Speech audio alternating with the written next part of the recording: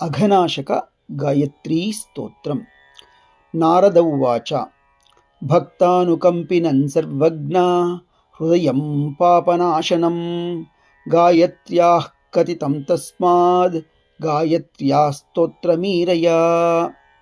आदिशक्ते जगन्मातर्भक्तानुग्रहकारिणी सर्वत्र व्यापिके नन्ते श्रीसन्ध्ये ते नमोऽस्तुते। त्वमेव सन्ध्या गायत्री सावित्री च सरस्वती ब्राह्मी च वैष्णवी रौद्री रक्ता श्वेता सितेतरा।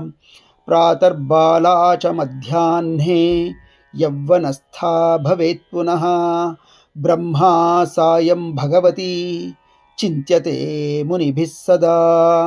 हंसस्ता गरुडारूढा तथा वृषभवाहिनी ऋग्वेदाध्यायिनी भूमौ दृश्यते या तपस्विभिः। यजुर्वेदं पठन्ती च अन्तरिक्षे विराजते सा सामगापि सर्वेषु भ्राम्यमाणा तथा भुवि। रुद्रलोकं गता त्वं हि विष्णुलोकनिवासिनी त्वमेव ब्रह्मणो लोकैर्मर्त्यानुग्रहकारिणी सप्तर्षिप्रीतिजननी माया बहुवरप्रदा।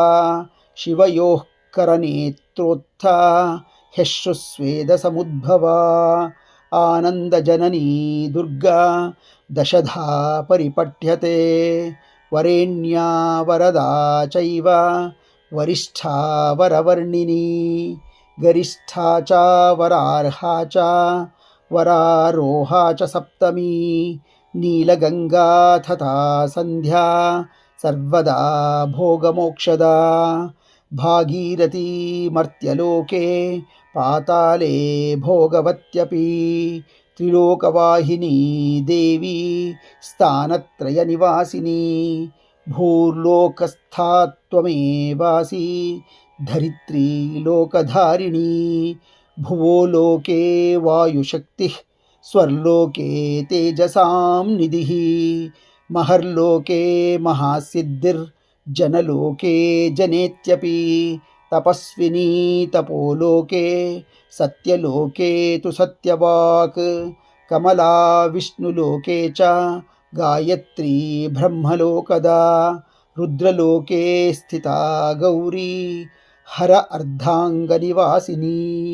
अहमो महतश्चैव प्रकृतिस्त्वं हि गीयसे साम्यावस्थात्मिका त्वं हि शबलब्रह्मरूपिणी। ततः परा पराशक्तिः परमात्वं हि गीयसे इच्छाशक्तिः क्रियाशक्तिः ज्ञानशक्तिः त्रिशक्तिदा। गंगा च यमुना चैव विपाशा च सरस्वती सरयूर्देविका सिन्धुर्नर्मदेरावती तथा। गोदावरी शतद्रुश्च कावेरी देवलोकगा। कौशिकी चंद्रभागा च वितस्ता च सरस्वती। गंडकी तापिनी तोया गोमती वेत्रवत्यपि।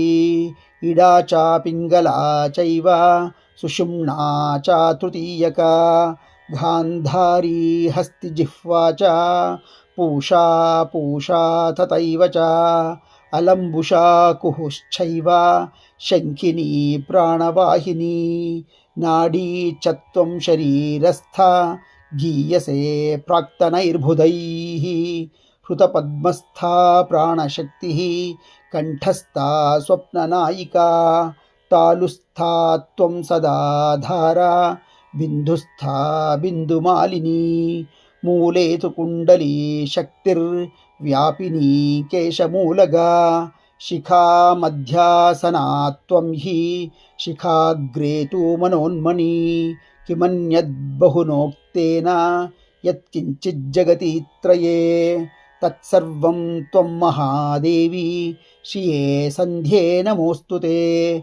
इतीदं कीर्तितं स्तोत्रं सन्ध्यायां बहुपुण्यदं महापापप्रशमनं महासिद्धिविधायकं य इदं कीर्तयेत् स्तोत्रं सन्ध्याकाले समाहितः अपुत्रः प्राप्नुयात् पुत्रं धनार्थी धनमाप्नुयात् सर्वतीर्थतपोदान यज्ञयोगफलं लभेत् भोगान् भुक्त्वा चिरं कालमन्ते मोक्षमवाप्नुयात् तपस्विभिः कृतं स्तोत्रं स्नानकाले तु यः पठेत् यत्र कुत्र जले मग्नः सन्ध्यामज्जनजं फलं लभते नात्र सन्देहः सत्यं च नारद शृणुयाद्योऽपि तद्भक्त्या स तु पापात् प्रमुच्यते पीयूषसदृशं वाक्यं